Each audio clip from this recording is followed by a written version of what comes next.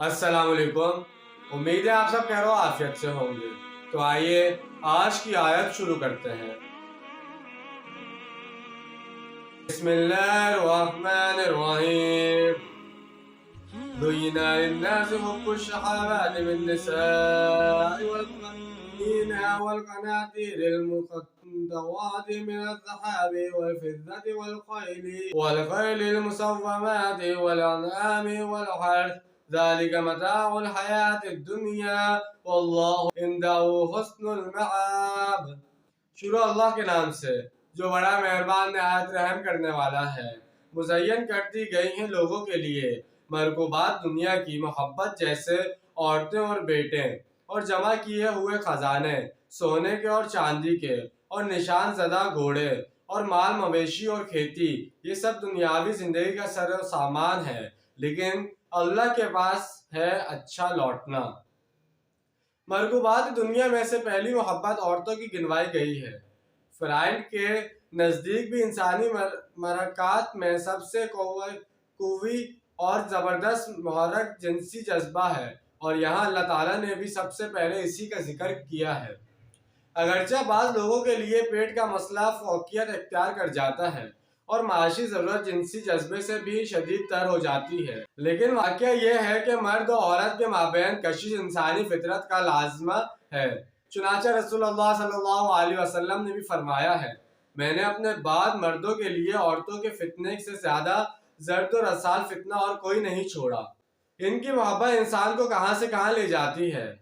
बिलुमान बिन बावरा यहूद में से एक बहुत बड़ा आलिम और फाजिल शख्स था, मगर एक औरत के चक्कर में आकर वो शैतान का पेरू बन गया। इसका किस्सा सूरह अल-आराफ में बयान हुआ है। बहरहाल औरतों की मोहब्बत इंसानी फितरत के अंदर रख दी गई है।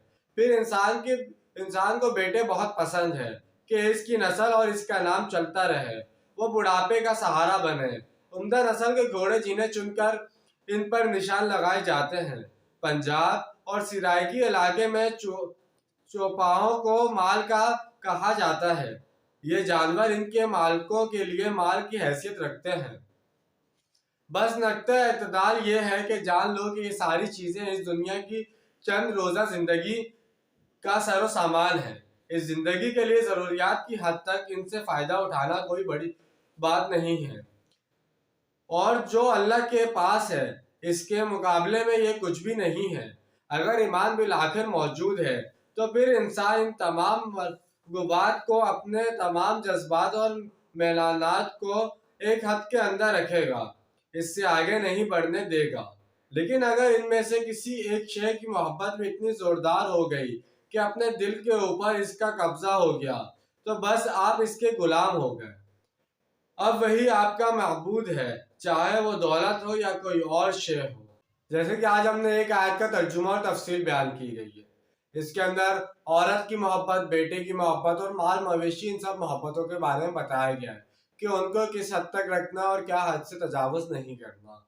और आखिरत में अल्लाह ताला ने इससे ज़्यादा बेहतर हम लोगों के बारे में सोचा हुआ है और रखा हुआ है, और इसलिए हमारा बिल आखिरत पर ईमान होना चाहिए। तो इंशाल्लाह आज की वीडियो आपको पसंद आई होगी। मिलते हैं अगली वीडियो में। अपना ढेर सारा ख्याल रखिएगा। जब तक के लिए अल्लाह हाफिज़, फ़ी अमान अल्लाह।